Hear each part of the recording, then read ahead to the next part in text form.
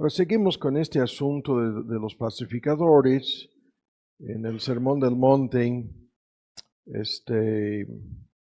el versículo 9, los pacificadores son los bienaventurados. Este tema ya lo conocemos en relación con la lista de las bienaventuranzas.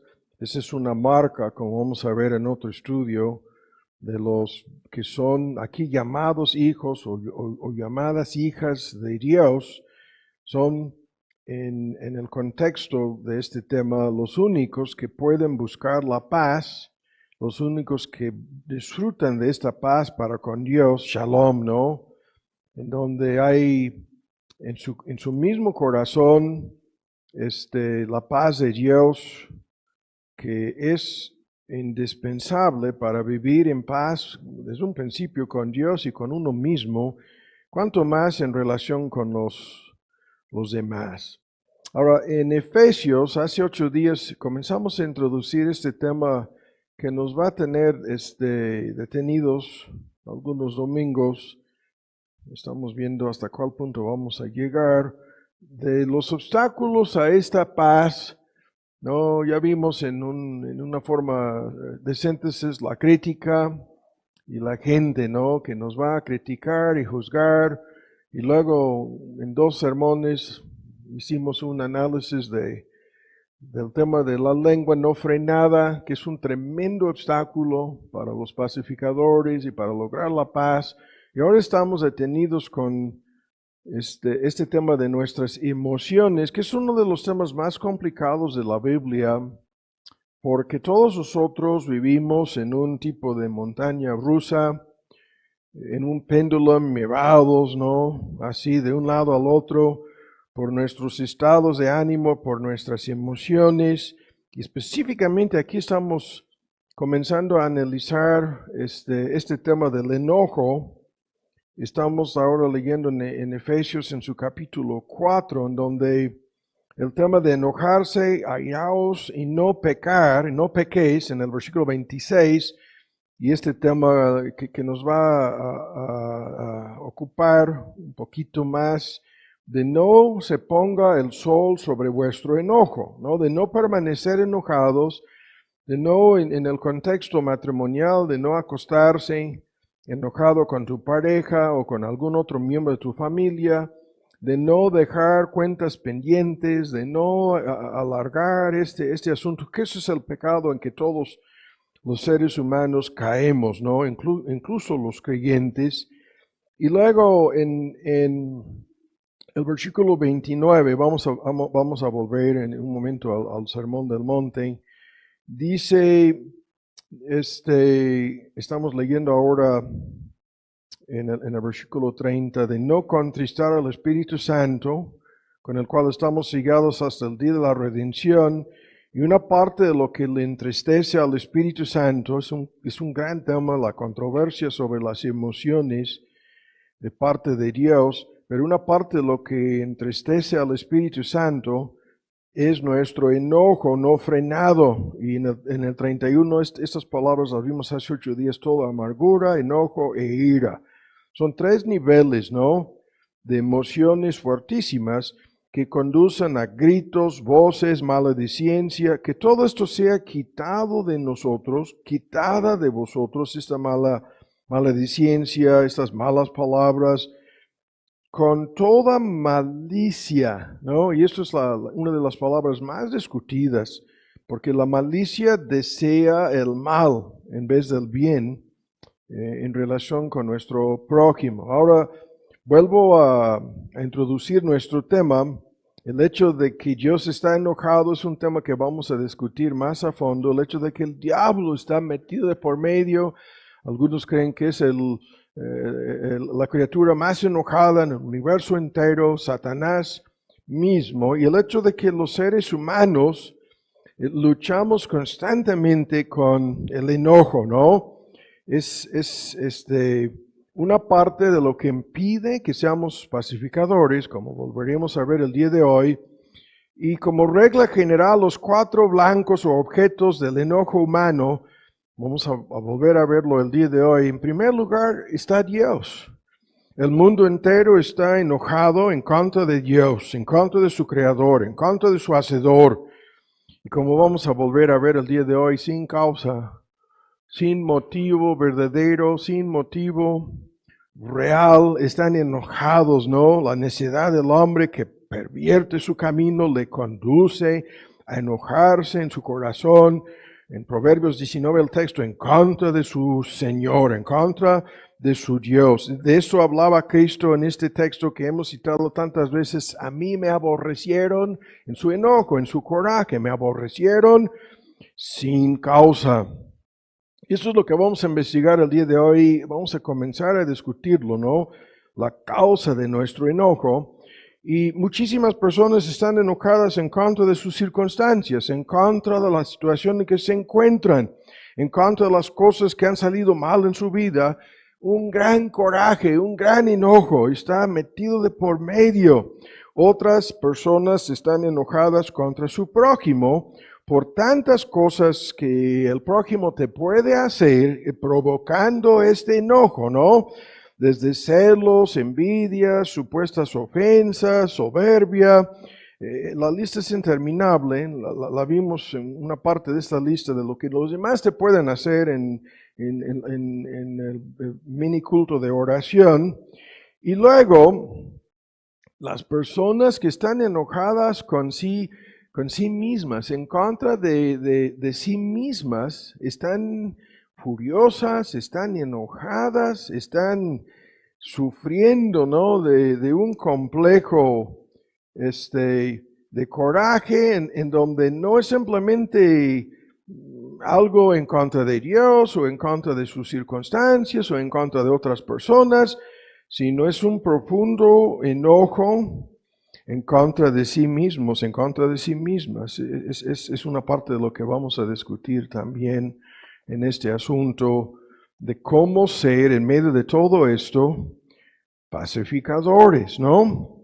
Ahora, en el sermón hace 8 días, agarro este hilo, concluimos haciéndonos una lista de preguntas. Ahora, estas preguntas nos conducen a nuestro tema el día de hoy. La primera pregunta que tenemos que hacernos en relación con esto es de si nos enojamos correctamente o no. Esto es un tema de discernimiento espiritual en relación, como vamos a ver, incluso con nuestra propia conciencia. Hay una larga lista de cosas que han de provocar nuestro enojo, por un lado. Y por otro lado, una larga lista de cosas en donde es en vano enojarse en relación con estas cosas, ¿no? Y la pregunta de si nos enojamos correctamente o no comienza, ¿no? En analizar la lista. Pero luego la pregunta de cómo expresamos nuestro enojo y la pregunta de si es simplemente para desquitarse, simplemente para como la presión en la olla express, ¿no? Para como una válvula de escape para que salga la presión momentáneamente, una explosión de coraje. La pregunta de si es algo en donde estamos tratando de vengarnos, de tomar represalias en contra del blanco de nuestro enojo. Es un tema complicado, ¿no? Como ya sabemos, en donde nuestra tendencia de actuar como si fuéramos el juez, el jurado, el verdugo, la policía, ¿no? Y sentenciando a otras personas en medio de este conflicto que tenemos con nuestro coraje. Y la pregunta de cuánto tiempo permanece este enojo, de cuánto tiempo abrigamos. El texto dice no debemos hacerlo ni de un día a otro, aquí en Efesios, ¿no? Y la forma en que caemos en una trampa que nos hará muchísimo daño al cargar con las maletas, ¿no? Como si fuéramos terroristas, y ahí está la bomba, y preguntaba un hermano si no habían sembrado ahí arriba en el balcón una bomba estos musulmanes, y me aseguró que no antes del culto. No les voy a decir el porqué de la pregunta, Pero aquí estamos hablando de nosotros mismos cargando una bomba de tiempo que es inevitable, lo que va a provocar esa bomba de tiempo. Ahora, el tema que vamos a introducir el día de hoy es, ¿qué es lo que motiva nuestro enojo? Y como vamos a ver, este tema es importantísimo. Si quisiéramos ser pacificadores en relación con los demás, ¿no? Y en relación con nosotros mismos, hay que analizar cuidadosamente lo que provoca, lo que motiva nuestro enojo. Y esto es un tema en que lo vamos a introducir el día de hoy en una forma indirecta, en donde nos será fácil ver la motivación del enojo, ¿no? que hay en otras personas. Nos será, con los ejemplos que vamos a discutir aquí, nos será bien fácil poner el dedo, ¿no? en la herida y decir, este enojo es algo provocado por, ¿no? Y vamos a identificar la causa del enojo en estos ejemplos que vamos a ver el día de hoy. Pero lo vimos hace 8 días, hace 2 semanas incluso, si no me equivoco. El hecho de que la Biblia nos da ejemplos de personas, por ejemplo, cuyo enojo está basado en su justicia propia. En donde estas personas, y esto como vamos a ver comienza con cuestiones espirituales, religiosas, estas personas son como aquellos judíos que base a su propia justicia se enojaban constantemente con nuestro Señor Jesús, enfurecidos, ¿no? Por una lista de cosas, y vamos a ver, si no se nos acaba el tiempo, vamos a ver uno de estos ejemplos el día de hoy. Pero luego lo vemos en el libro de los Hechos con una tras otra ilustración, comenzando con el martirio de Esteban, vemos cómo se sintieron tan profundamente ofendidos los judíos, enfurecidos hasta el grado de matar, ¿no? De llegar a lo que sería hoy en día un tipo de linchamiento. O de agarrar, aquí traigo la piedra, ¿no? Que alguien me regaló, cada año me traen, tengo mi colección son regalos navideños. Este regalo navideño es uno que me llega cada año atrasado, ¿no? Me llegó un día después de Reyes esta piedra. Pero ven, dije, no, esto me va a servir, porque la voy a estar agarrando en los próximos sermones, ¿no? Y a veces voy a estar así, a ver. Así voy a estar ahí con la piedra a ver si alguien puede provocarme a ira o no. Eso es lo que vamos a discutir.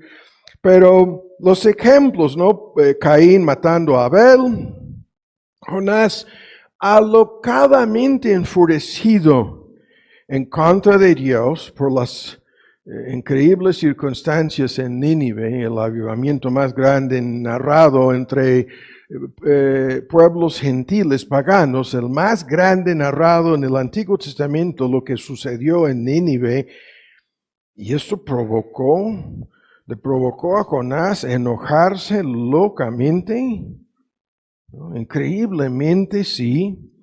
Y las personas, como lo comentamos hace 8 días, lo volveremos a ver ahora, que se enojan por la palabra de Dios, que tiene el propósito en 2 de Timoteo 3 de enseñar, redarguir. A nadie le gusta ser redarguido, corregir menos corregidos, ¿no? Y luego instruir en todo un proceso de transformación. A nadie le gusta nada de esto. Muy pocas personas enseñables, ¿no? Tan humildes y tan mansas las personas como para dar la bienvenida a la corrección, para dar la bienvenida a la palabra cuando choca con el pecado en sus vidas, ¿no? Señalábamos, y esto es otro tema que vamos a investigar a fondo, cómo es que Dios está enojado con el pecado en todas sus distintas manifestaciones, pero tú y yo estamos enojados por otras cosas muchas veces que pensamos que son justificables, cuando en realidad en muchísimos casos nosotros estamos pecando, a la vez o al mismo tiempo que nos enojamos contra los pecados de los demás, ¿no? Nosotros caemos en el pecado del enojo prohibido por la palabra de Dios.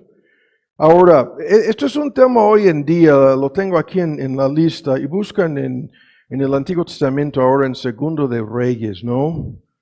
Esto es el tema que vemos hoy en día en una forma mundial, en las redes sociales, este tema del enojo del grupo, el enojo de la multitud, ¿no?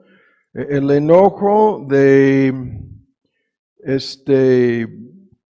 la gente manipulada en base a muchas cosas, manipulada, y yo estoy enojado y lo voy a publicar, voy a hacer un gran berrinche en las redes sociales. Y los demás van a ver lo que publico. Tengo mi propia agencia de publicidad en mis redes sociales, y aunque ya no existe Notimex, de todas maneras yo tengo mi propia agencia de publicidad y yo puedo publicar lo que pasó, lo que provocó mi coraje. Y esto va de un extremo a otro. Estamos tan acostumbrados, ¿no?, a que nos mandan los links, y es algo que se volvió en algunos casos más que chistoso, cuando en realidad el asunto no es así, en donde es el señor fulano haciendo o la señora fulana, ¿no? O usan una palabra tomada del inglés, Lord. Es el Lord de quién sabe qué, que hace su berrinche en las redes sociales y lo ponen ahí. No, me pasan por favor, no, Tomás, me pasan por la mente cantidad de estas ilustraciones que hemos visto, y lo que quieran a través de las redes sociales es que los demás comparten su coraje, que los demás se enojan de igual manera, ¿no? Y eso es una táctica, es algo que sucede constantemente en relación con cuestiones políticas, socioeconómicas, injusticias, las autoridades, el gobierno, los servicios públicos, la delincuencia. La lista no termina, ¿no?, de ejemplos de personas enfurecidas por cosas así, y luego quieren que los demás, quieren armar un motín, un tipo de linchamiento cibernético, manipulando a los demás para que compartan su coraje, ¿no? Este es algo con el cual están tratando de manipularnos a todos en forma constante. Ahora, vamos al primer ejemplo. Este ejemplo nos va a ocupar la mayor parte del sermón el día de hoy. Estamos comenzando a discutir este tema de qué es lo que motiva nuestro enojo. Esto es un tema, lo vuelvo a decir, complicado.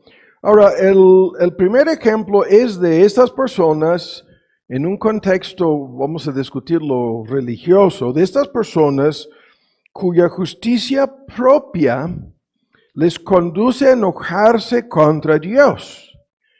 De este ejemplo que vamos a hablar ahora, ¿no?, podríamos sacar un montón de cosas. El tiempo que tenemos aquí es limitado. Este ejemplo de Naamán, el general, ¿no?, del ejército de Siria, primero vamos a dar lectura al texto y vamos a mostrar aquí lo que nosotros tenemos que enfrentar constantemente. Es exactamente este ejemplo, ¿no? En 2 de Reyes 5, el primer versículo, esto nos ayudará mucho en relación con el evangelismo, en relación con los intentos de comunicar el evangelio a otros. Lo que tenemos que tomar en cuenta es exactamente lo que pasó aquí. Naamán, general del ejército del rey de Siria. 5:1 de Segundo de Reyes. Era este gran varón delante de su señor, delante del rey, en alta estima. Vean la descripción. La descripción de este general es una descripción tremenda, ¿no? Y en alta estima porque por medio de él había dado Jehová salvación a Siria, ¿no? Había tenido un gran éxito como general del ejército. Y era considerado como un hombre, la versión antigua usa un lenguaje antiguo valoroso en extremo, ¿no? Valiente hasta el extremo, dando a entender que se había arriesgado indudablemente, conduciendo en una serie de batallas el ejército de Siria, y había tenido un gran éxito en contra de sus enemigos. Y el texto dice, empero, sin embargo, no obstante, leproso. Y de Siria había salido cuadrigas y habían llevado cautiva de la tierra de Israel esta muchacha, la sirvienta, ¿no? La cual increíblemente terminó en el servicio de la esposa, la mujer de Naimán. Ahí está la sirvienta, ¿no? La persona anónima, ¿no? La menos, como vamos a ver en un momento, la menos indicada. Y esta historia la conocemos. Y esta chica, esta muchacha, esclavizada al servicio de la esposa del rey, no, la esposa del general del ejército, Naimán. Dijo esta chica a su señora, la esposa de Naimán, que si rogase mi señor al profeta que está en Samaria, él lo sanaría de su lepra. Y entrando Naimán a su señor, al rey, ¿no? Para declarárselo, diciendo, así ha dicho esta muchacha que es de la tierra de Israel. La esposa le habla con Naimán y le dice, esta muchacha me dijo que hay un profeta en Israel que te puede sanar. Y dijo el rey de Siria, no podemos detenernos aquí con la lectura, anda, ve, y envió letras al rey de Israel y se armó un gran pleito. Pero al entregárselo la carta, dice, llevando consigo, vean lo que dice, 10 talentos de plata y 6,000, estos son monedas de oro, y 10 mudas o cambios de ropa o de vestidos, ¿no? Y así. Y el rey de Israel en el versículo 7 recibe la carta, hace un gran berrinche, soy Dios, yo no puedo hacer nada, y se echa para atrás y se enfurece también por lo que ha sucedido. Y luego llega todo el asunto a oídos de Eliseo, en el versículo 8, el profeta Eliseo, varón de Dios, oyó que el rey de Israel había rasgado sus vestidos, y había desafiado al rey de Siria, le había contestado así, tratando de desquitarse de por medio, diciendo, yo no puedo hacer nada, ¿por qué se va ahora? Está buscando algo en contra de mí. Y rápido, ¿no? La lectura, vino todo este gran lío, ¿no? Y vino Naimán con sus caballos y con su carro y se paró a las puertas de la casa de Eliseo. Y entonces Eliseo le envió un mensajero, no otro siervo aquí, otro actor anónimo. Todos los actores aquí son anónimos, diciendo, ve, lávate 7 veces en el Jordán y tu carne se te restaurará y serás limpio. Y de inmediato se complica más nuestro tema. Naimán se enfureció. Naimán se fue enfurecido, se fue enojado, diciendo, aquí yo decía, para mí saldrá él luego, y estando en pie, invocará el nombre de Jehová, su Dios, y alzando su mano, me tocará en el lugar en donde puede ver la lepra en mi cuerpo, y se sanará la lepra. Abán y Farfar, ríos de Damasco, ¿no son mejores que todas las aguas de Israel? Y si me lavare en ellos, ¿no seré también limpio?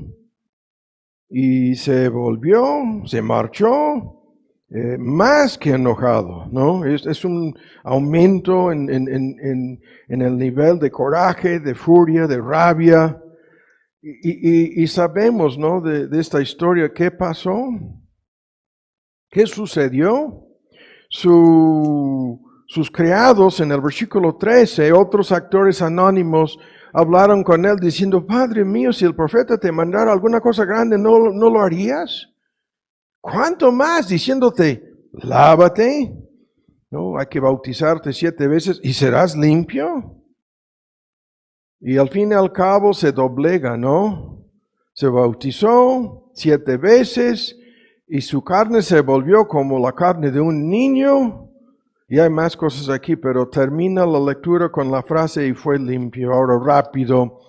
No podemos detenernos aquí, pero esto nos ayuda, como vamos a ver, muchísimo a entender la reacción de muchísimas personas que conocemos en relación con nuestros intentos de hablar y comunicarles el Evangelio, de evangelizar, incluso de predicar la verdad a estas personas.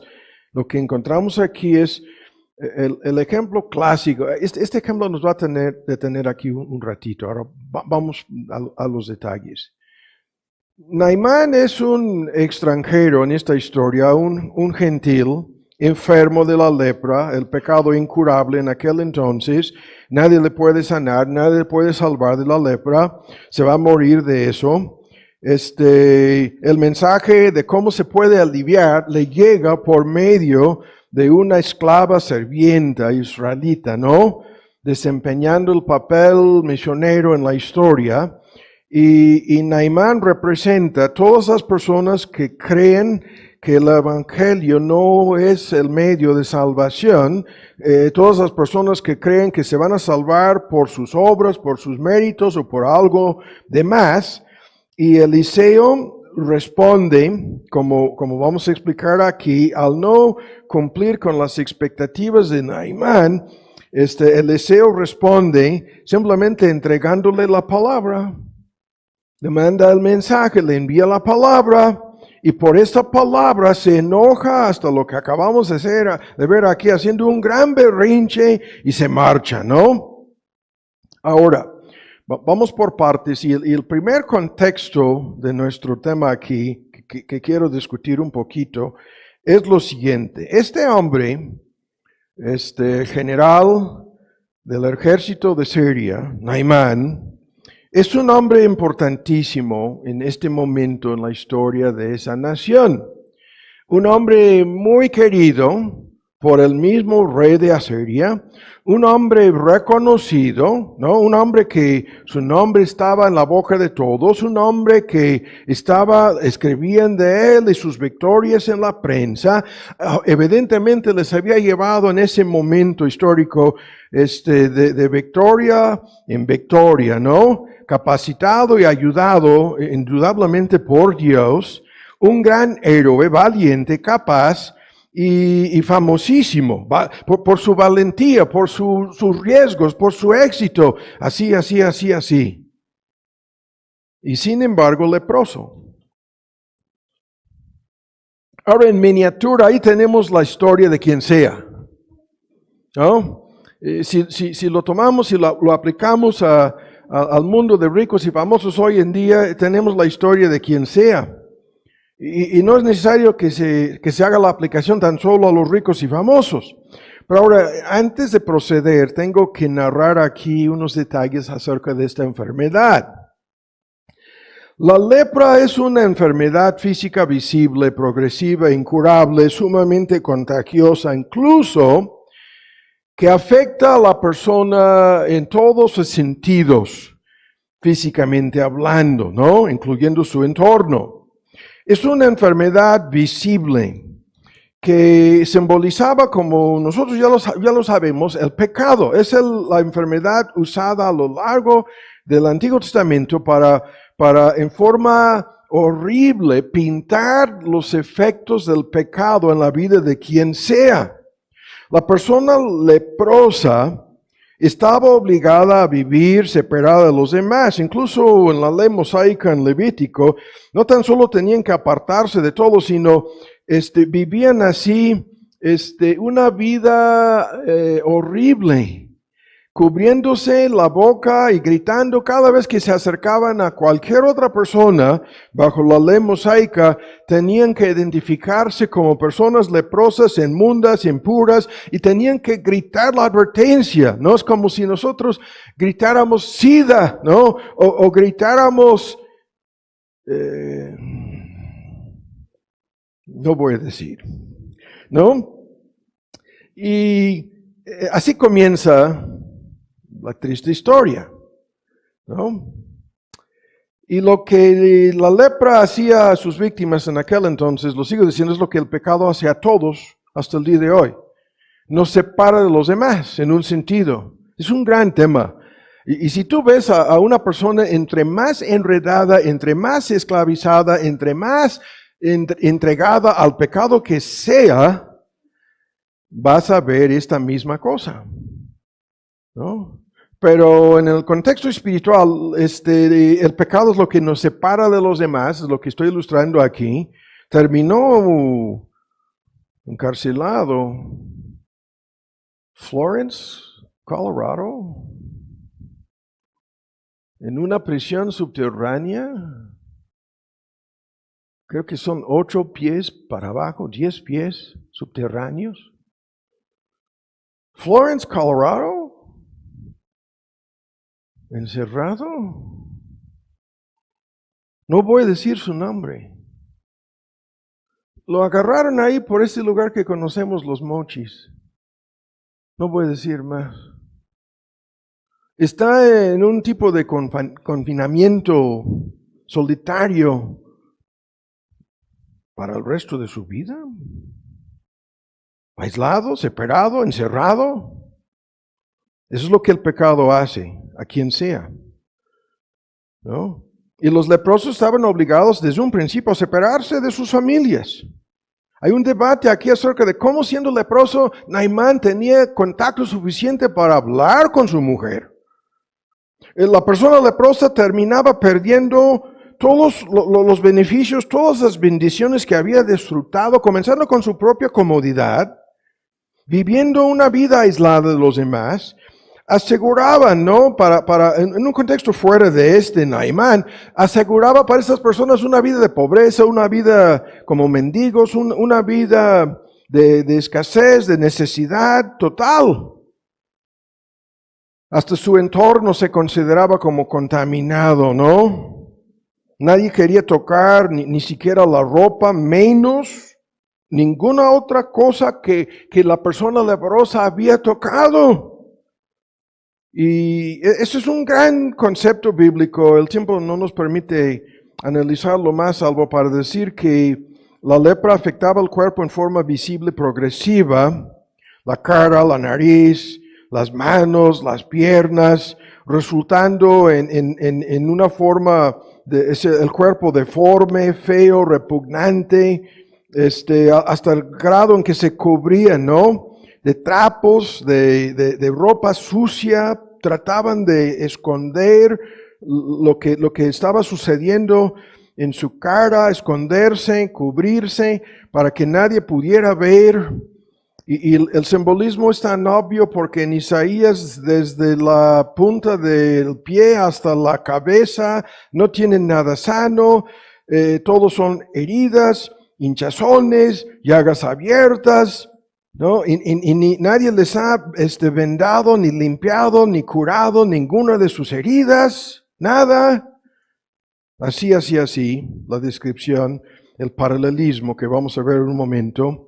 Y estas personas se convertían en cadáveres vivos, en ese sentido, personificando lo que es la esencia de la muerte, pero aún en vida.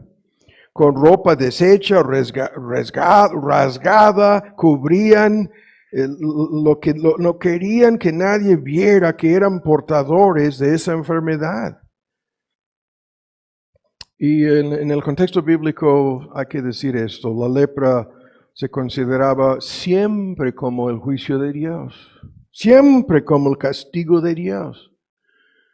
Y el paralelismo es exacto, tal como la lepra, el pecado nos afecta de igual manera, ¿no? Tal como la lepra separa al enfermo de los demás, el pecado terminará separándonos de todos, eternamente separándonos incluso de Dios. Vuestros pecados han hecho separación entre vosotros y Dios, y a Él le ha hecho esconder su rostro de vosotros para no escuchar el efecto, ¿no?, del pecado. En el paralelismo con la lepra, aquí la lepra algo progresivo en sus efectos y el pecado siempre progresivo. Un pecado conduce a otros, el deseo de repetir los mismos pecados y la repetición continua de los mismos pecados, culminándose en el carácter, la adicción, la esclavitud, todo el efecto progresivo mortal del pecado en la vida de quien sea, lo vemos en todos los vicios y en una lista de enfermedades físicas que no son vicios, lo vemos igual. Y la lepra no curable, como el pecado tampoco lo es, salvo por un milagro. No se puede curar el pecado en la vida de nadie.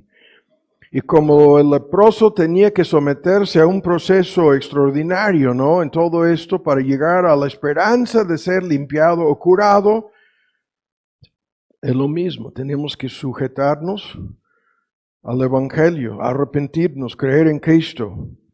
Y el punto es lo siguiente. Este hombre representa a todos los que por la enfermedad del pecado se van a morir y se van a quedar eternamente separados de Dios. Y esto es lo que se puede decir, lo comenté hace unos momentos, respecto a quien sea. Nos entregan su currículum, ¿no? Nos hablan de sus estudios, ¿no?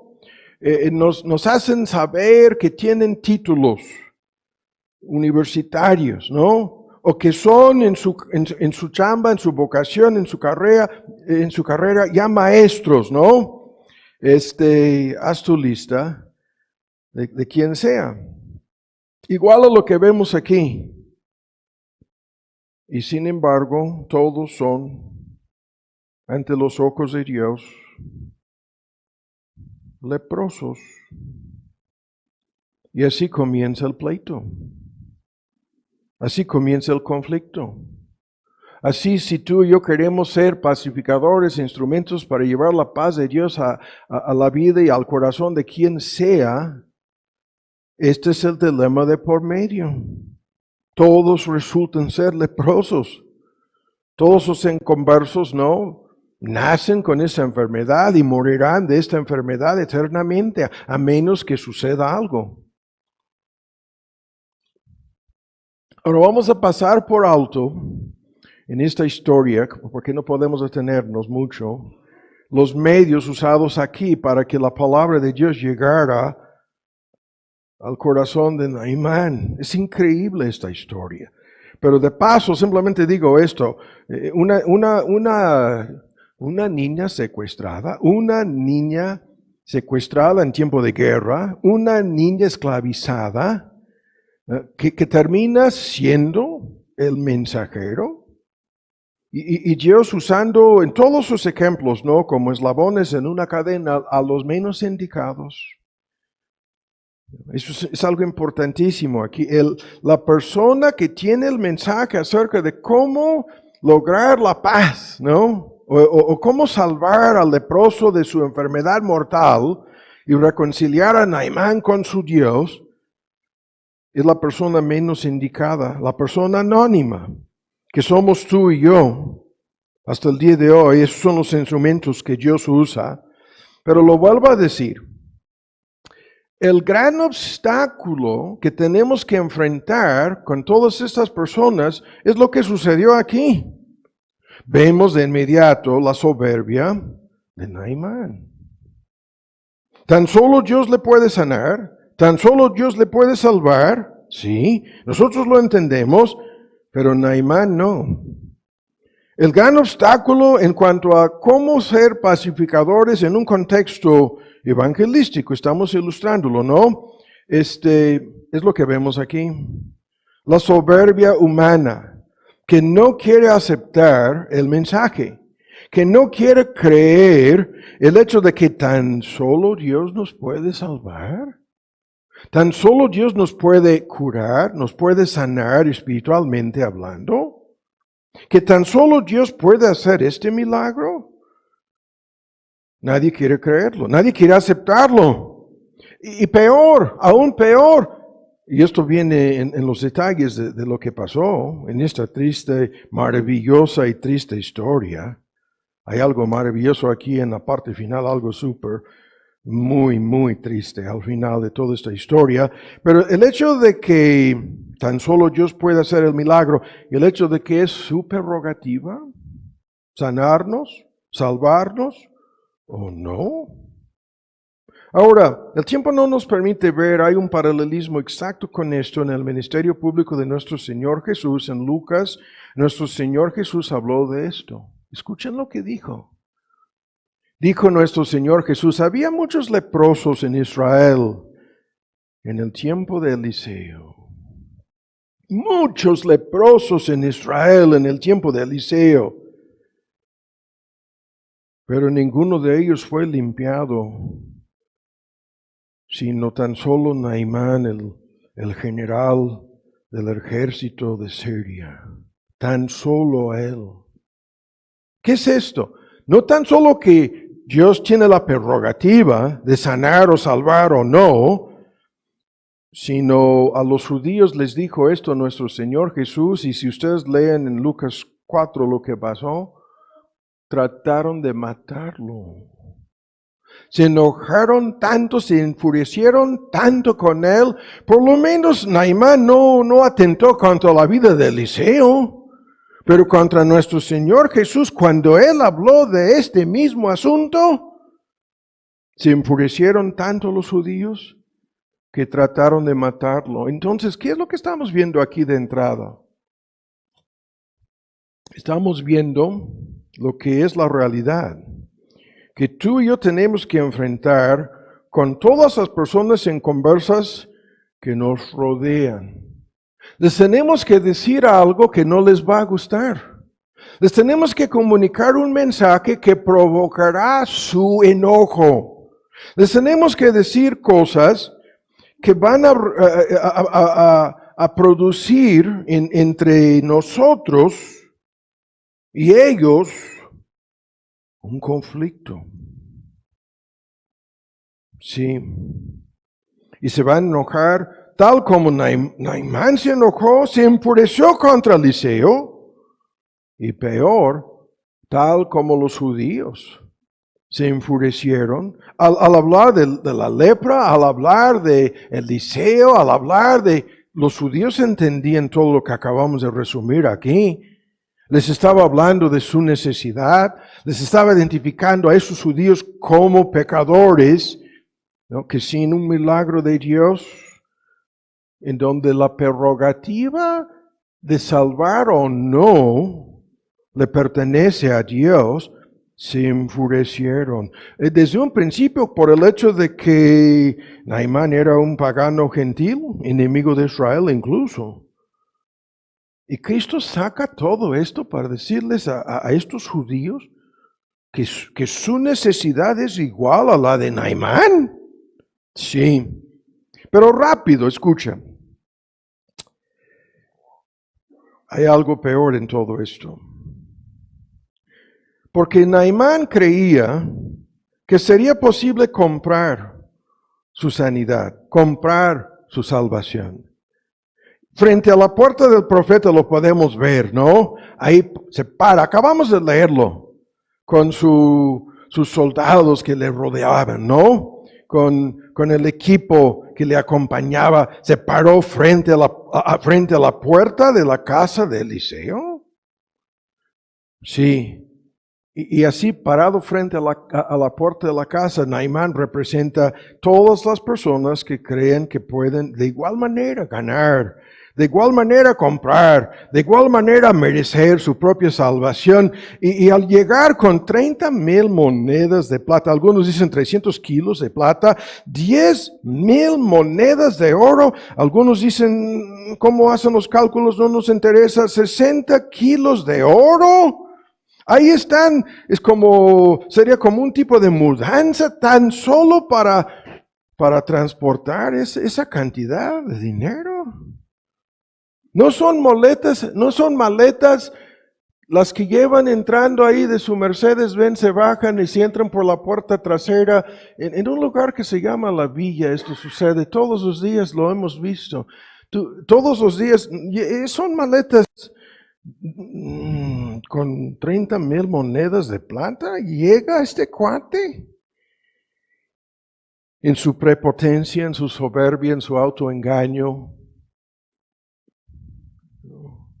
Y la palabra de Dios contesta, no por poder ni por fuerza, sino por mi espíritu, dice el Señor. La palabra de Dios les contesta, tu dinero perezca contigo.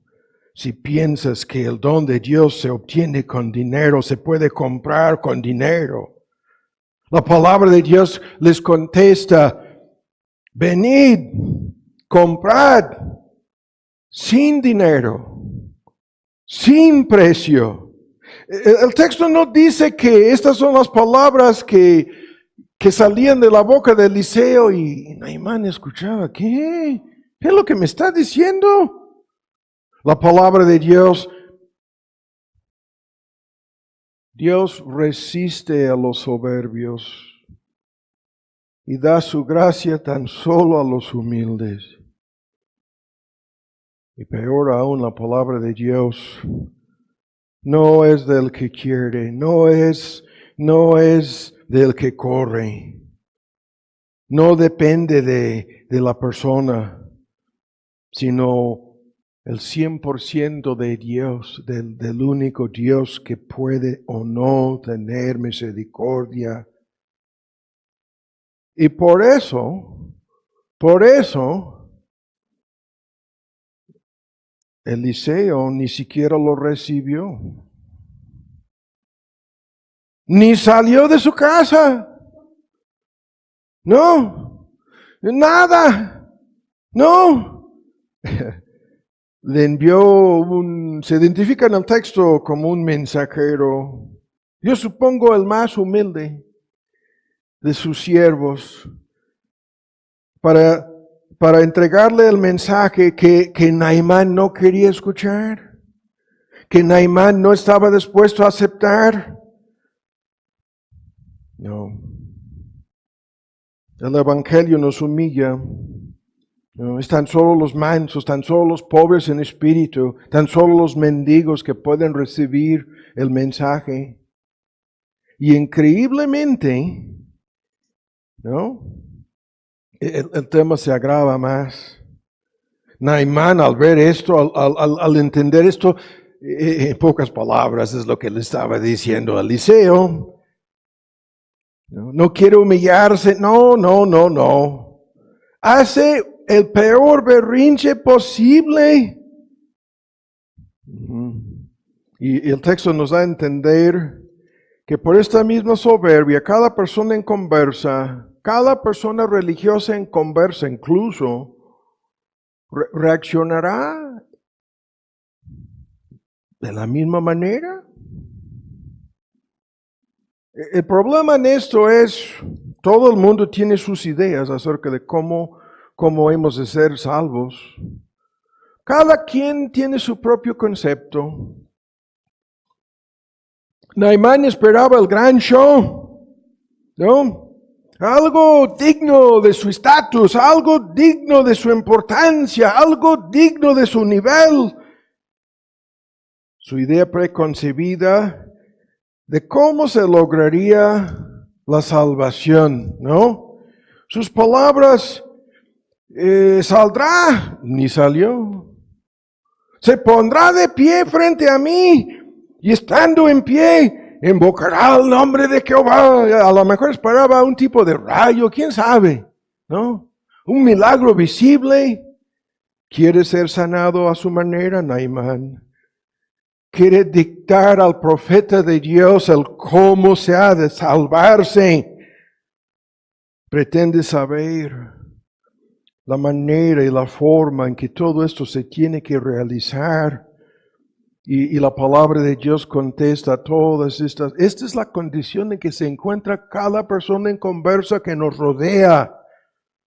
Y la palabra de Dios contesta y les dice, tú pensabas que de cierto yo sería como tú. El Salmo 50. Tú pensabas que lo que tú harías es lo que yo haría. Así contesta Dios. Tú pensabas que tus caminos serían iguales a mis caminos. Lo que tú harías es lo que yo haré. O lo que yo he de hacer, por lo menos. Pero tus pensamientos no son mis pensamientos. Tus caminos no son mis caminos, dice el Señor. En Isaías 55, como los cielos son más altos que la tierra, así son mis caminos más altos y mis pensamientos también. Y así, tú estás hablando con una persona, pretendes ser el pacificador en un intento evangelístico, y ahí está en la mente de esta persona, yo pensaba que por mis obras, yo pensaba que por mis méritos, yo pensaba que por mi justicia propia, aunque pudiera ser justicia negativa, comparativa, religiosa, insuficiente, ni modo, yo pensaba que por mi justicia propia, Dios tendría que salvarme, que Dios sería incapaz de condenarme. Yo pensaba que el infierno no existía. Y que si existía, que por lo menos Dios estaba obligado a tener misericordia. Si no de todos, por lo menos de tener misericordia de mí. De concederme a mí el milagro. Y Naamán pensaba lo mismo. Y cuando le fue anunciado un camino diferente, un camino tan distinto, tan diferente de lo que él esperaba escuchar, en su soberbia se enojó, se enfureció. Y esto hay que decirlo, eso es exactamente lo que tenemos que enfrentar en todo esto. ¿Acaso las personas, no es mi camino de salvación igual, no es tan válida como tu camino de salvación? No. Hay un solo mediador, un solo nombre, un solo camino. Y así en la boca de Naamán, ¿no son los ríos de Damasco tan válidos? ¿No son incluso mejores que todas las aguas de Israel? ¿Acaso no es tan válido mi concepto de Dios como tu concepto de Dios? A fin de cuentas, no es mi verdad. ¿No es mi verdad igual a tu verdad? ¿Acaso no podría yo lavarme en los ríos de Damasco y ser limpio? ¿Acaso no podría lavarme la Virgencita? ¿Acaso no podrían salvarme mis obras? Y cuando los siervos comienzan a razonar, en cada nivel es el menos indicado. Son sus criados los que le llegaron y le hablaron diciendo, Padre mío, si el profeta te mandara alguna gran cosa, ¿no lo harías? Y así piensan las personas hoy en día, ¿no? Con mayor razón piensan, si Dios me mandara como salir de peregrinación hasta la basílica, no la de la villa, sino la que está en Yucatán, de peregrinación. Si el profeta me pidiera $1,000,000, Si el profeta me obligara a hacer penitencia, o pudiera asignarme a un monasterio, encerrarme por 5 años en un monasterio, me voy a encerrar. Si me exigiera alguna gran cosa, yo lo haría.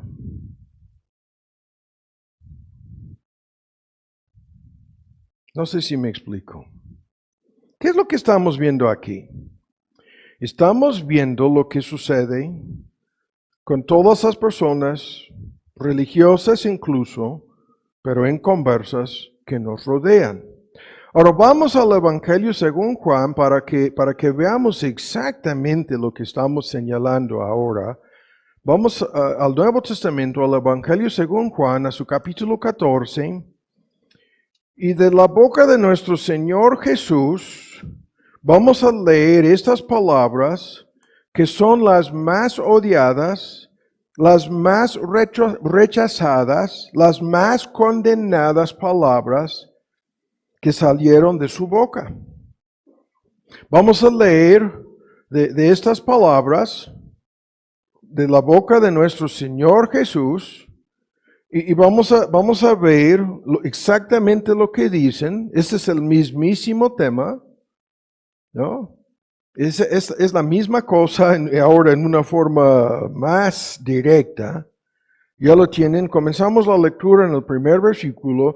No se turbe vuestro corazón, Juan 14:1. Crees en Dios, cree también en mí. En la casa de mi Padre muchas moradas hay, de otra manera os lo hubiera dicho. Voy pues a preparar lugar para vosotros. Podríamos detenernos aquí con todo este tema del cielo, el lugar celestial, no lo podemos hacer. Pero si yo me fuere y os prepararé ese lugar, aparejaré ese lugar, vendré otra vez. Y os tomaré a mí mismo, para que donde yo estoy, vosotros también estéis. Y todo el contexto aquí es amplio. ¿Sabéis a dónde voy? Y sabéis el camino.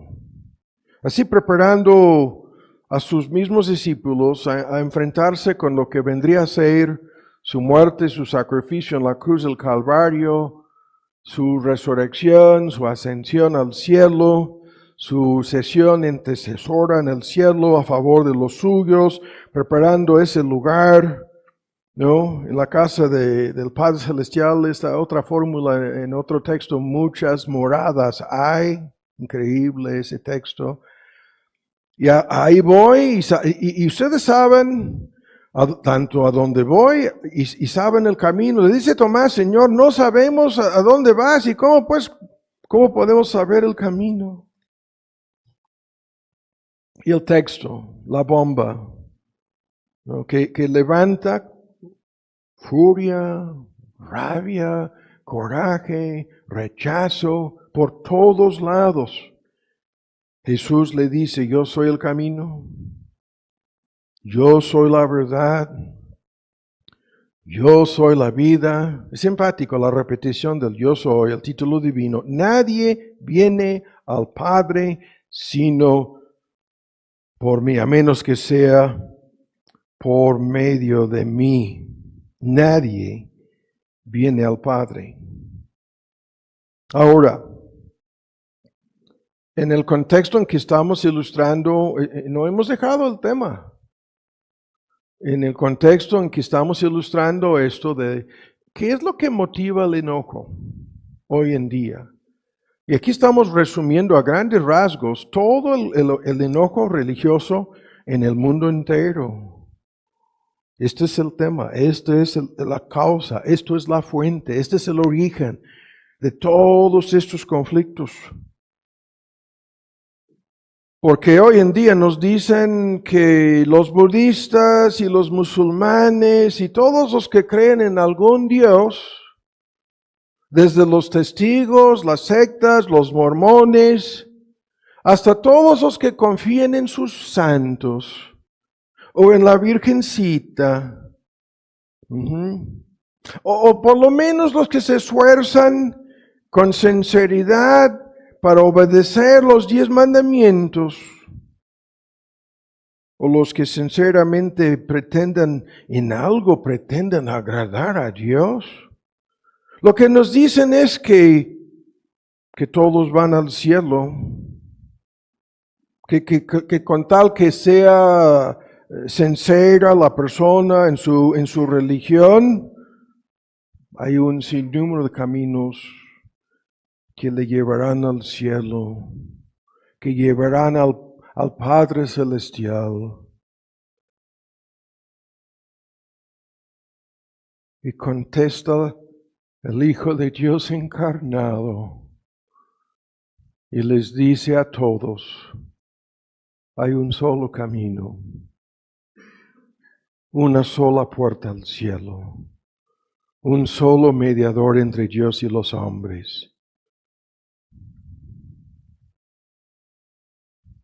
Cristo mismo. Así, la predicación apostólica, en ningún otro hay salvación.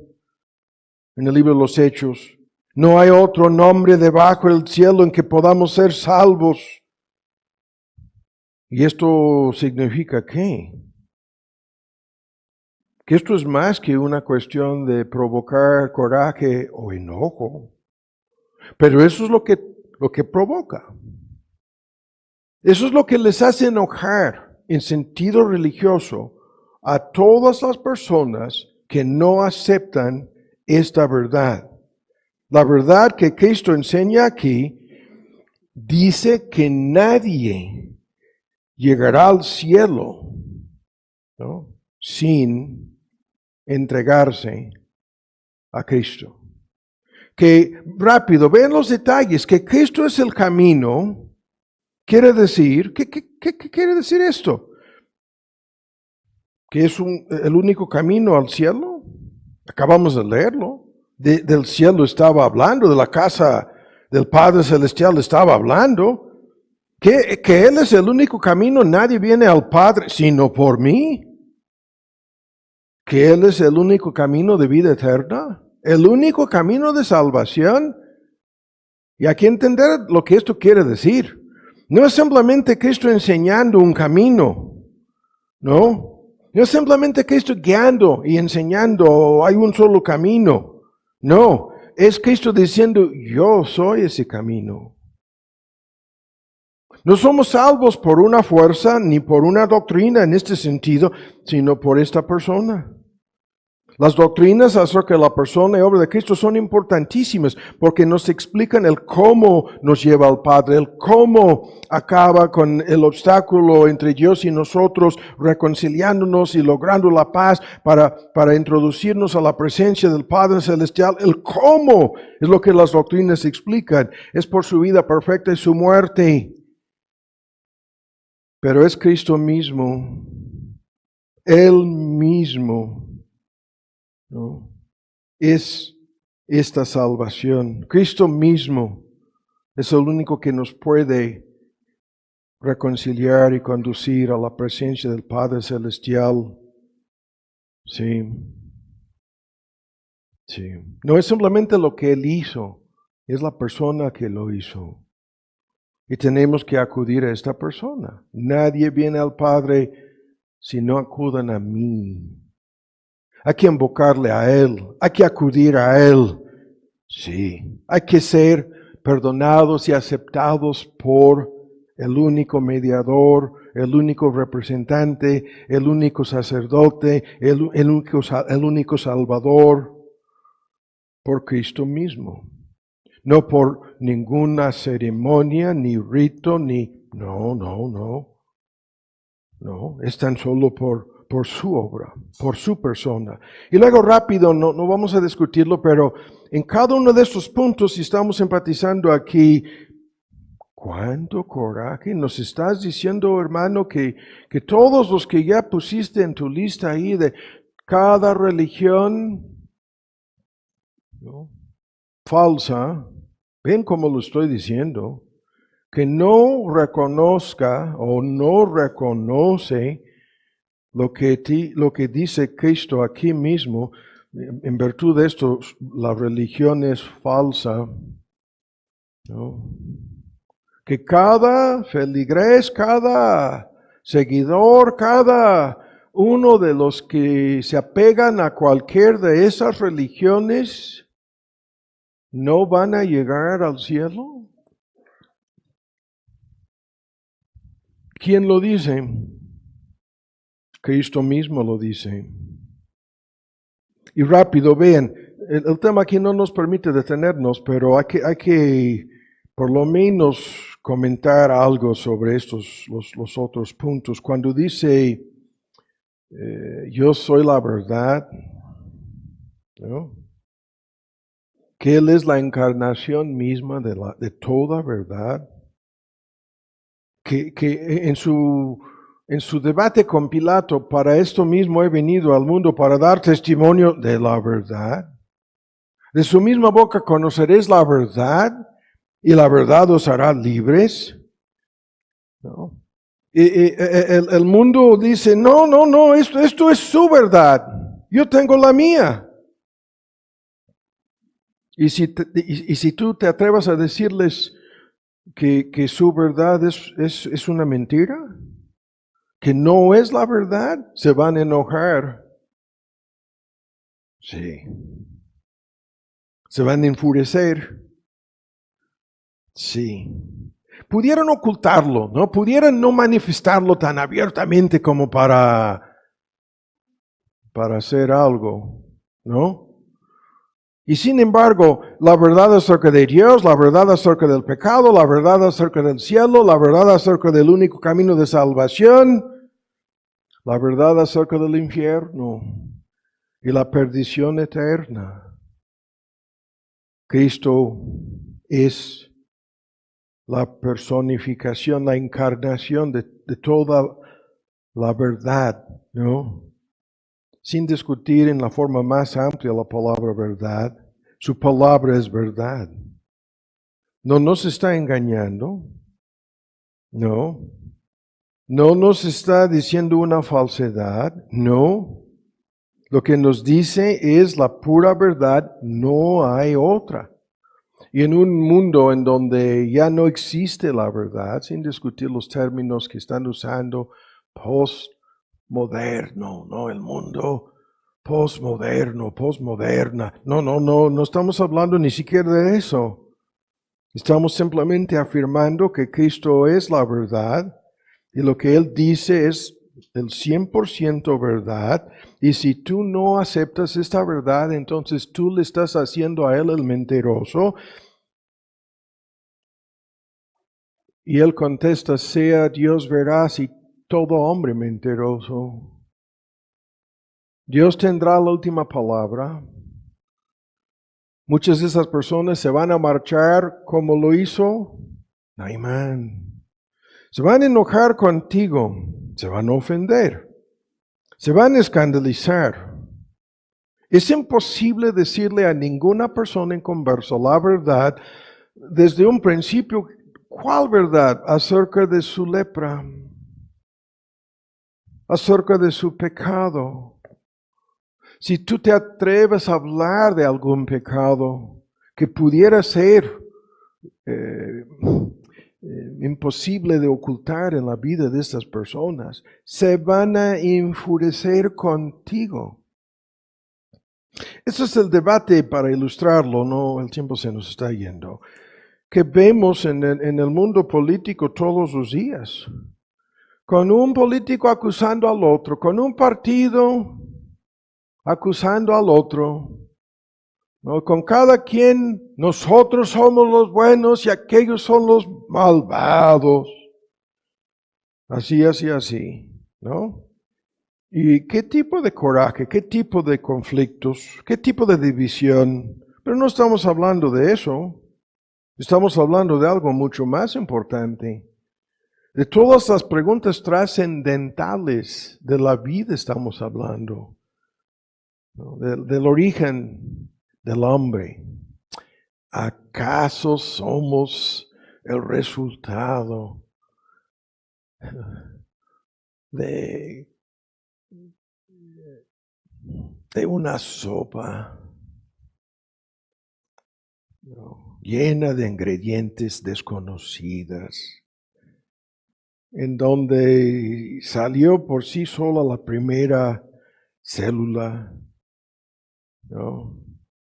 Llena de toda la maquinaria y toda la información genética y todo lo necesario para replicarse. Y luego agregar cada vez más información a la base de datos para reproducir billones o por lo menos cientos de millones de formas de vida que hay en el planeta.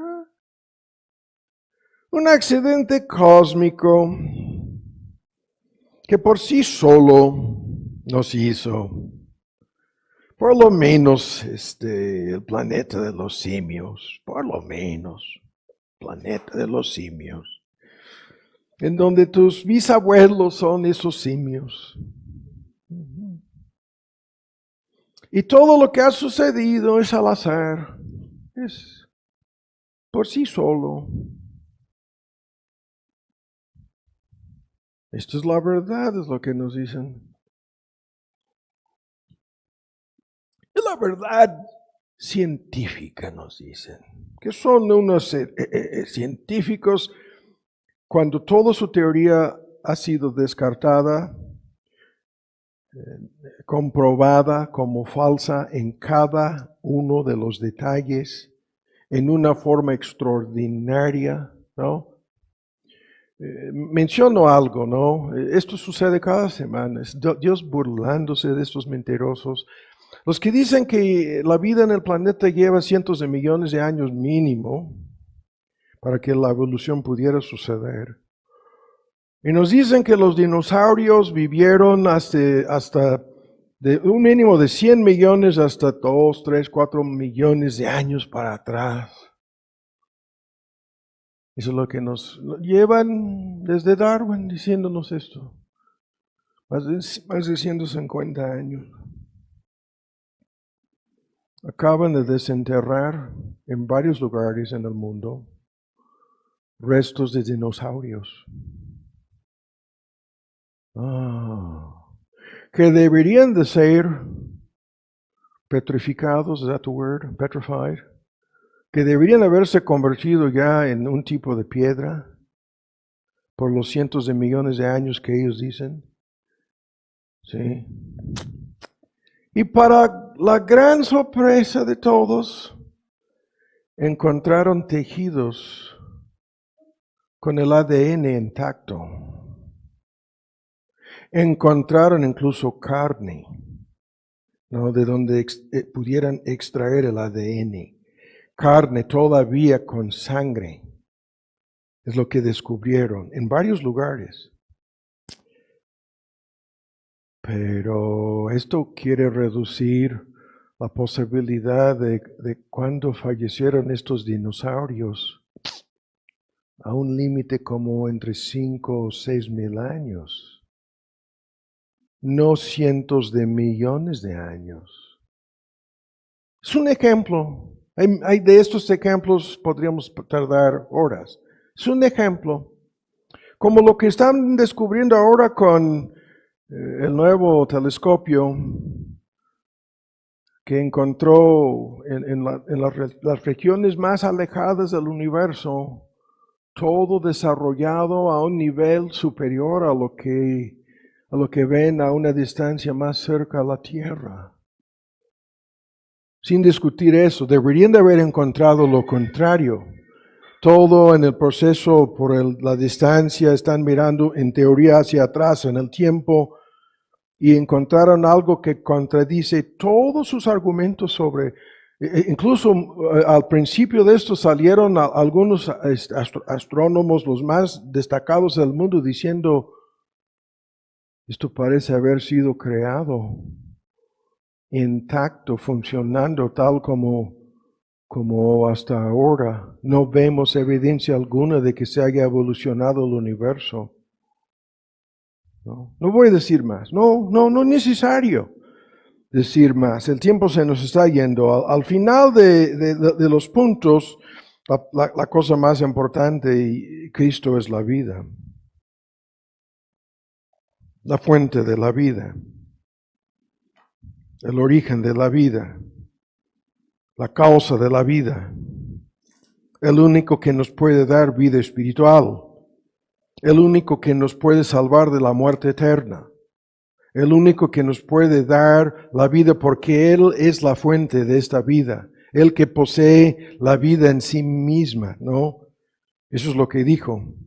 Y que había venido a darnos, a los creyentes, a darnos esta vida. Ahora, mi intención no fue de detenernos tanto, y sin embargo ya lo hicimos. Ahora,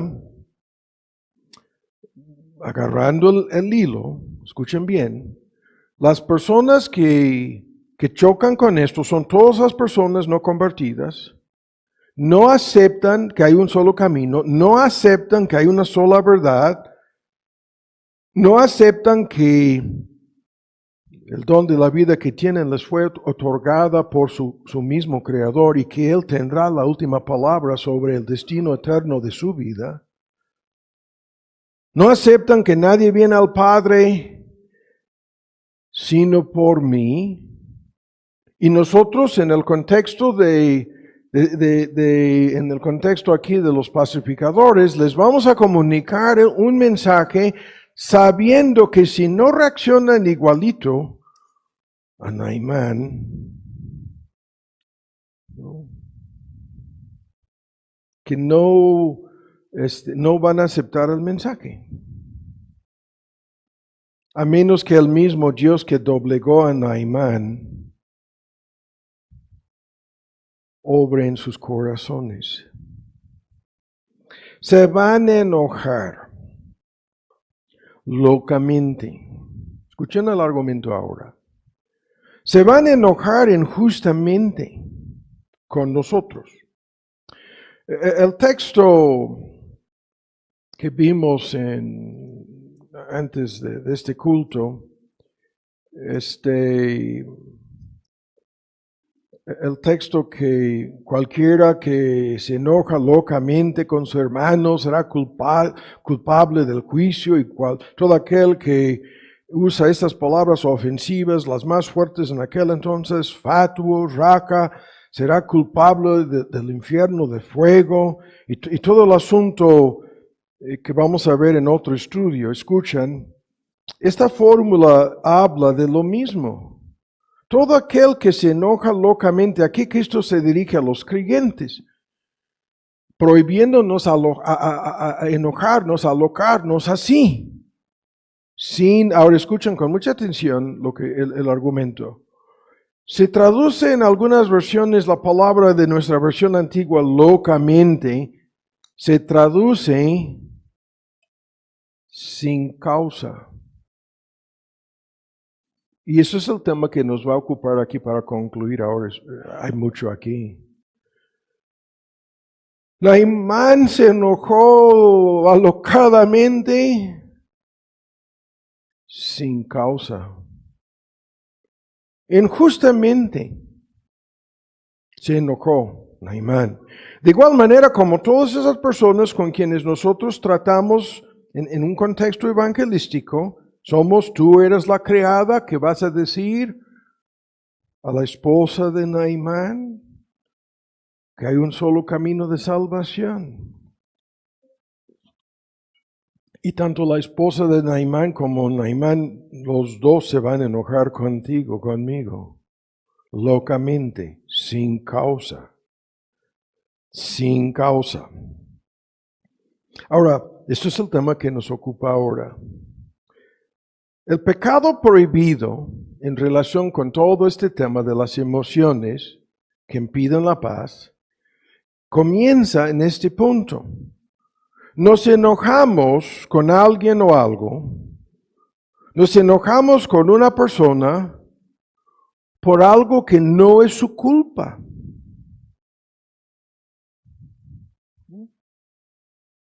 ¿Qué es esto? El tema que estamos introduciendo el día de hoy es, ¿cuál es la causa de nuestro enojo? Acabamos de, en un contexto evangelístico, pintar la triste realidad de este enojo.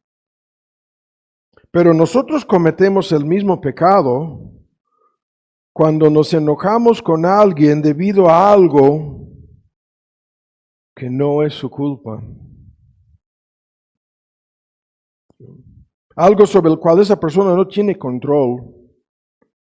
Nos hemos enojado tantas veces con personas en este contexto, personas que no tenían o que no tienen la culpa.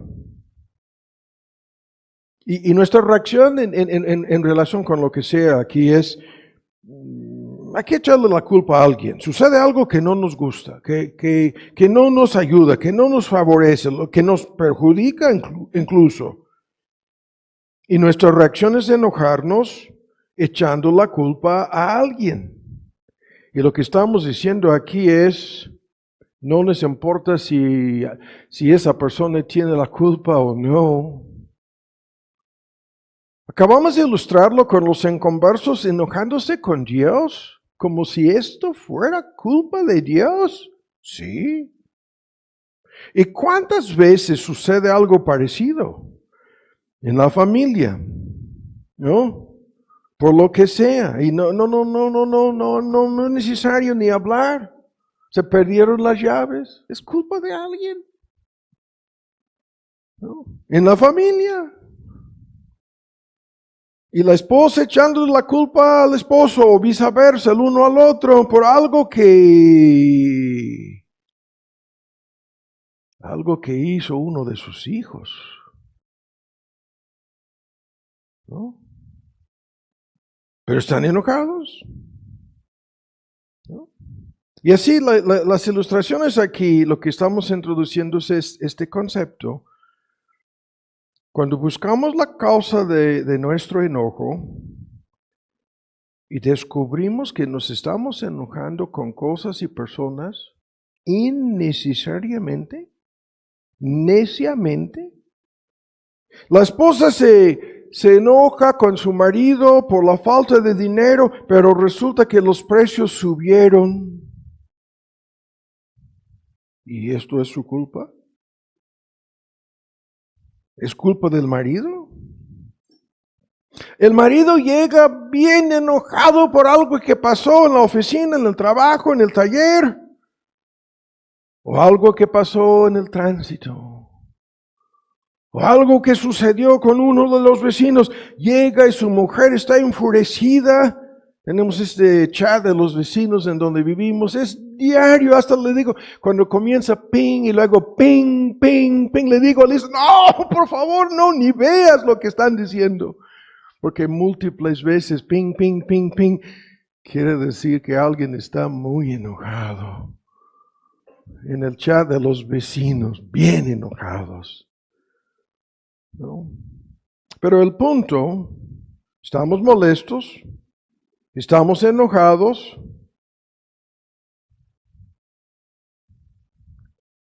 con personas que no tienen la culpa. O peor, nosotros pudiéramos tener la culpa. Y esto nos regresa al mismo ejemplo evangelístico. ¿Por qué se enojan las personas al escuchar la verdad del evangelio? O la verdad acerca de sus pecados y su necesidad del evangelio.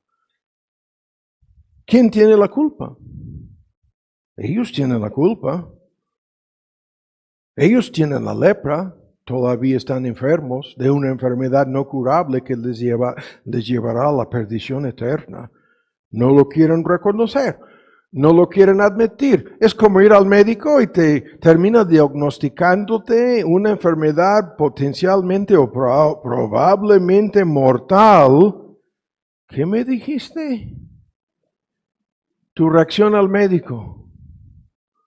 Tú me dices, enséñamelo. Y saca la radiografía, saca el estudio que te realizaron con 5 pruebas y lo tiras enojado. Y le preguntas, ¿quién escribió eso?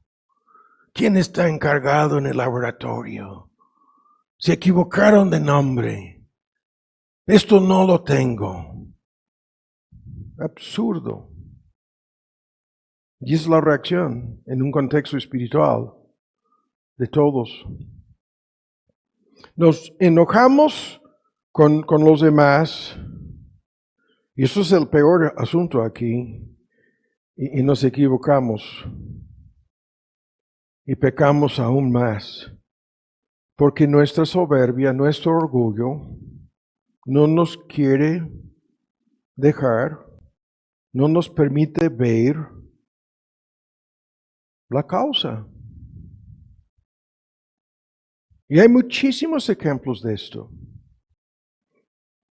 Y lo que estamos, y no hemos dejado el argumento aquí, lo que estamos diciendo en todo esto es lo mismo. Muchísimas personas consciente o inconscientemente se enojan contra Dios, en contra de su providencia, en contra de su cuidado, en contra de sus planes, en contra de sus propósitos, en contra de su ser, en contra de su naturaleza. Vamos a ver en otro estudio, en contra de sus mismos atributos, se enojan contra Dios. Y se encuentran en un estado perpetuo de guerra. Una guerra que nunca pueden ganar.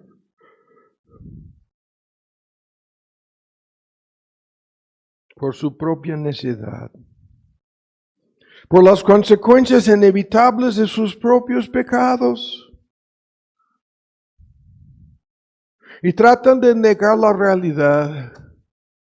Y el mensajero, la criada, la niña, tan solo les dijo la verdad acerca de la realidad, de la única forma para sanar al leproso.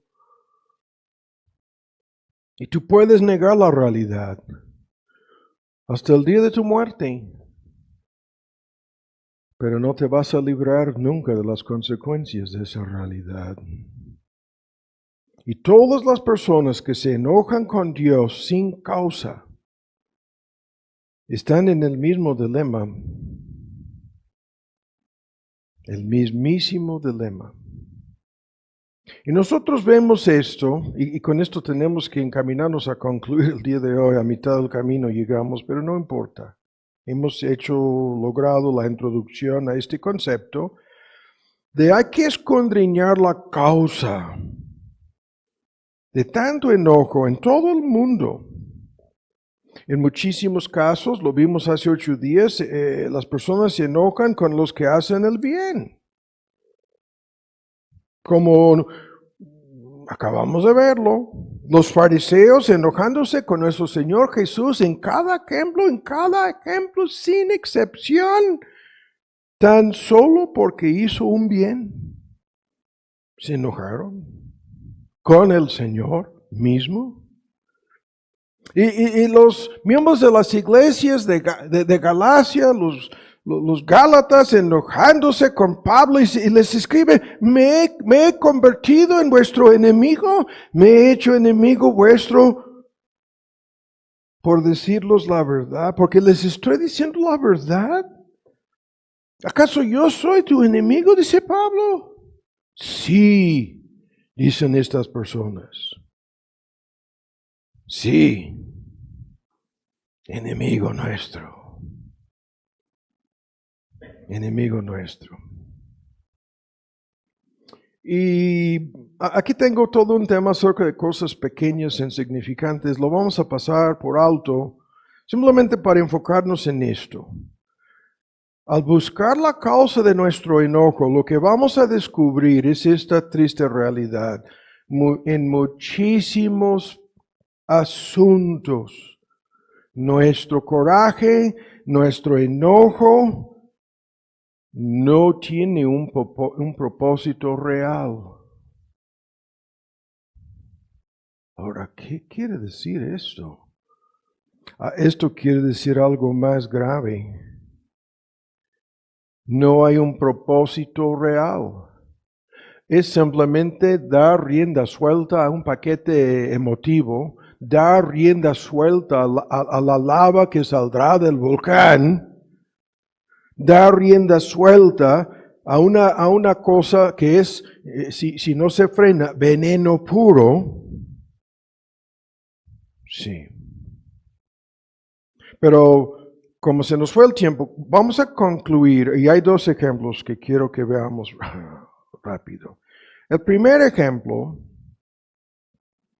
buscan el texto, ¿no? Hay que ver este texto. En Marcos 3, aquí lo tengo en esta Biblia, Marcos 3. Aquí vemos lo mismo. Todo lo que hemos dicho está aquí. Otra vez Jesús entró a la sinagoga, en teoría de Capernaum, y había ahí un hombre que tenía la famosa mano seca, mano paralizada. La mejor traducción sería mano atrofiada, paralizada, atrofiada, una condición física, y le acechaban para ver si le sanaría el sábado, a fin de poder acusarle. Entonces le dijo al hombre que tenía la mano seca, sabiendo esto, levántate, ponte en medio, enfrente de ellos ponte. Y les preguntó, les dijo, ¿es lícito en sábado hacer bien o hacer mal, salvar una vida o matar? Y ellos callaban. Es un tema tremendo en relación con el evangelismo incluso. El uso de preguntas. Cristo usó ese método más que cualquier otro en su enseñanza pública y en una tremenda lista de entrevistas es una tras otra pregunta. Ellos callaban. Y después de echarles una mirada alrededor con ira, ahora bien esto. Con ira, entristecido por la dureza de sus corazones, le dijo al hombre, extiende tu mano, y él la extendió, y la mano le quedó restablecida, sanada, funcionando a la perfección, al instante. Ahora, de la lista de ejemplos que yo estaba haciendo referencia a esto, la mano seca representa la condición espiritual en que todos los hombres se encuentran como consecuencia de la caída, como espiritualmente paralíticos, paralizados, incapacitados. Representa a la persona no regenerada, ¿no? Por el Espíritu Santo, no capacitada, sino incapacitada por su propio pecado, inhabilitada a la persona para obedecer, para responder, para creer. Incapaz, la incapacidad, parálisis espiritual. Y el tema aquí es gigantesco porque aquí se encuentra todo el misterio que comentábamos ayer de la soberanía de Dios y la responsabilidad humana. Está en este texto. Cristo le ordenó a este señor a que hiciera algo imposible de hacer. Extender la mano paralizada, la mano atrofiada. Cosa que le era imposible cumplir en su propio poder. Y es un gran tema, porque en el trasfondo la incapacidad espiritual es lo que impide. Dios ordena a todos que se arrepientan, a todos que se entreguen a Cristo. Y son espiritualmente incapaces de venir a Cristo, incapaces de responder, incapaces de arrepentirse, porque aborrecen la luz. Porque no quieren venir, incapaces, por su propio pecado, incapacitados, por su propia soberbia. Como Naimán prefieren hacer su berrinche y marcharse. Y hay un poder sobrenatural, eficaz, milagroso, de la gracia de Dios, que tiene que obrar el milagro. Y cuando se logró eso, tan solo se enojaron más los judíos. En el versículo 6, los fariseos comenzaron enseguida con los herodianos a tomar, a buscar la forma para acabar con Cristo, para matar a Cristo, para destruirle al Señor. Cuán duro y obstinado de corazón estas personas? Y la respuesta de Cristo, ¿qué dice el texto? Mirando a ellos con ira, entristecido por la dureza de sus corazones. Estaban atesorando para sí mismos cada vez más ira. Como lo vimos ayer, más luz equivale a mayor responsabilidad, resultando en el peor juicio posible. Para estas personas, sí. Este gran misterio de cómo las personas son capaces de enojarse contra Dios, y en el contexto aquí es simplemente porque Dios estaba haciendo bien a esta persona. Y con esto termino. El otro ejemplo de esto, no hemos dejado el tema. ¿Cuál es la causa de este enojo? ¿No sabemos? Lo vemos en el ejemplo final aquí, lo mencioné hace 8 días. El hermano mayor, increíble. Se enojó, pero su enojo no fue algo nuevo. El hermano mayor en la parábola del hijo pródigo, lleno de resentimientos, lleno de frustración, lleno de coraje, desde hace mucho tiempo, en contra de su padre. Como tantas personas religiosas hoy en día que sufren de este síndrome, sí, es increíble. Cuando las cosas no salen a su gusto, igual como el hermano mayor en la parábola que se enojó y no quería entrar,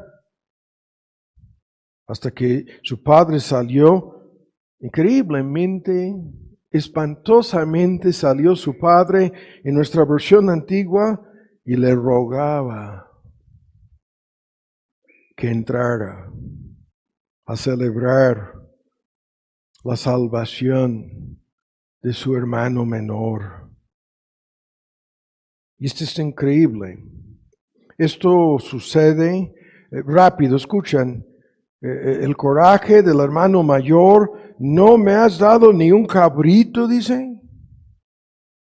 Esta es la mentalidad de cuántas personas en iglesias evangélicas de hoy que creen que merecen algo mejor, algo más de lo que reciben.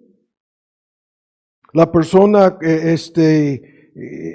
parecida o igual al hermano mayor no entiende realmente la gracia de Dios, no, de principio a fin, no. Considera su servicio como un tipo de esclavitud. Este tema lo hemos visto desde hace años. Y piensan que Dios es su deudor, que Dios nos debe, que Dios me debe, que Dios no cumple, que Dios me ha decepcionado, que Dios me está defraudando, que Dios no está cumpliendo con mis expectativas, que Dios no está haciendo lo que yo merezco. ¿No? Les voy a dar una ilustración para que esto sea palpable el ejemplo. Hay personas en esta congregación que cuando vienen personas nuevas y ven que Tomás o Marco, alguno de ustedes les hace caso a estas personas nuevas, se enojan.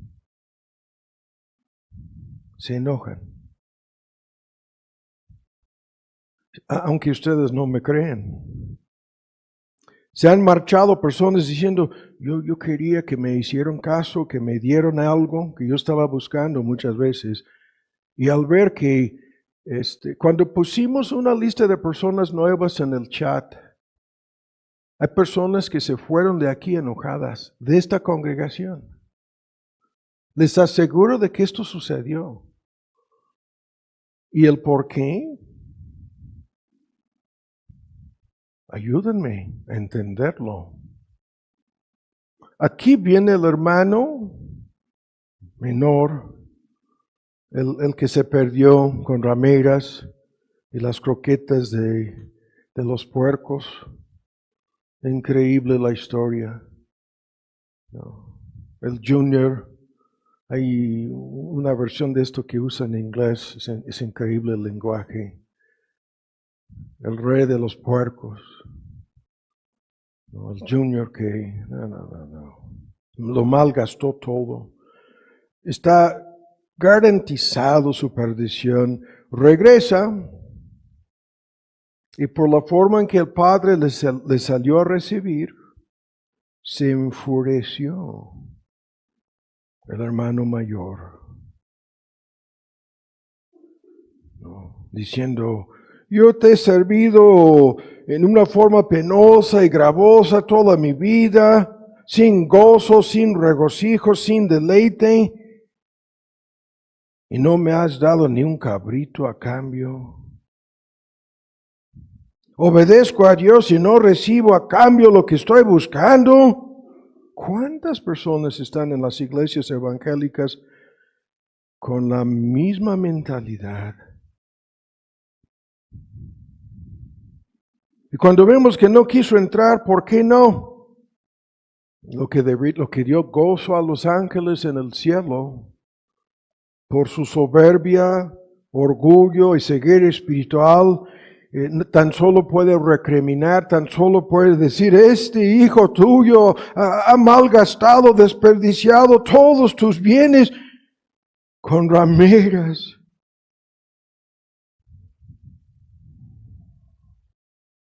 Y la teoría es que se enojó tanto que atacó al hijo pródigo. ¿Se acuerdan? Algunos creen que mató al padre. ¿Y cómo llegan a esta conclusión? Todo termina en forma inconclusa aquí. Como termina de manera inconclusa el libro de Jonás también. Y en forma inconclusa porque no se narra qué hizo. Permaneció tan enojado, es la teoría de algunos, como para que cuando entró se lanzó con violencia contra su hermano menor. Y a patadas acabó con su papá. Esa es la teoría. Y la motivación de su coraje, su enojo, ¿cómo? Y hay una bola de personas llenas de envidia, de celos, de competencia y rivalidad en cada congregación en todo el mundo, que si no reciben lo que están buscando, se han enojado conmigo 1000 veces personas así. Y ustedes lo saben. No porque soy gringo, aunque pudiera ser por eso, pudiera ser la causa. Es tan fácil de enojarse con los gringos. A fin de cuentas somos culpables de todo lo que está mal en todo el mundo, ¿no? Cuanto más en las iglesias es culpa de los gringos. Y ustedes que no me conocen bien, gringo es una palabra cariñosa para mí. Me gusta, hablo, hasta me dirijo a los iglesias pastores, les escribo a ustedes los gringos, y como ellos no tienen idea alguna de lo que estoy diciendo, responden con cariño, con amabilidad, y dicen, y cuando me ven, dicen, viene el gringo, y yo, estamos aquí, estoy en el mundo de los gringos. Malísima la broma, pero buenísima la ilustración de cómo enojarse. ¿Qué es lo que estoy ilustrando con todo esto? Y hay que terminar. ¿Cuál es la causa de tu enojo? ¿Por qué haces un berrinche? Y lo que tengo que decir aquí es lo siguiente. El enojo sin causa, de eso estamos hablando, no logra nada salvo perjudicarnos a nosotros mismos. Como es lo que ¿qué habría pasado a Naamán Si no hubieran intervenido providencialmente los esclavos más humildes en la historia para calmarle los ánimos y razonar con él y hacerle ver que su enojo no tenía causa. ¿Por qué estás enojado? El profeta te va a sanar. Haz lo que te dijo. Y es lo que decimos a todos los inconversos. Increíblemente se enojan contigo, se enojan conmigo. Porque están enojados contra Dios sin causa. Sin causa. Y termino preguntándote, ¿cuánto empezábamos esto hablando de la paz? Y yo les decía, he llegado a esta etapa en mi vida, creo que estoy madurando un poco, en donde estoy decidido a que hay muchas cosas. Yo no voy a permitir que me roban, me quitan la paz de Dios en mi corazón. Ya no. Ya no. Pero ¿cómo es que voy a impedir eso?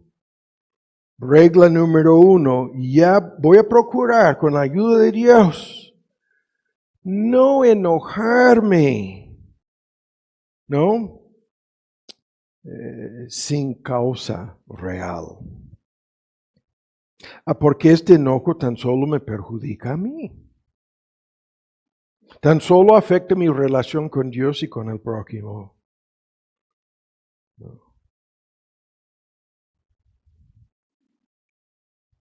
Y termino con esto. Y tenemos que ponernos en el lugar del hijo pródigo en esta ilustración.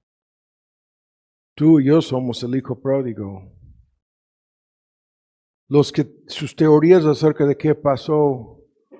¿No? Mencioné a MacArthur como uno que alega que mató al padre y mató al hijo. Pudiera ser que cuando el padre fracasó rogándole, pudiera ser que el hijo menor, el pródigo, salió y se puso de rodillas a rogarle, a decirle, ¿por qué estás enojado? ¿No ves que lo que dijo nuestro padre, yo estaba muerto y ahora estoy vivo? Pudiera haber terminado así, no sabemos. ¿Cuántas veces nos hemos enojado? No tan solo sin causa, sino cuando sabíamos y si habíamos pensado, sabíamos que nuestro enojo no lograría nada, salvo nos haría más daño que beneficio. ¿Tiene caso enojarnos? Ponernos furiosos, llenarnos de coraje, de ira, cuando todo es en vano.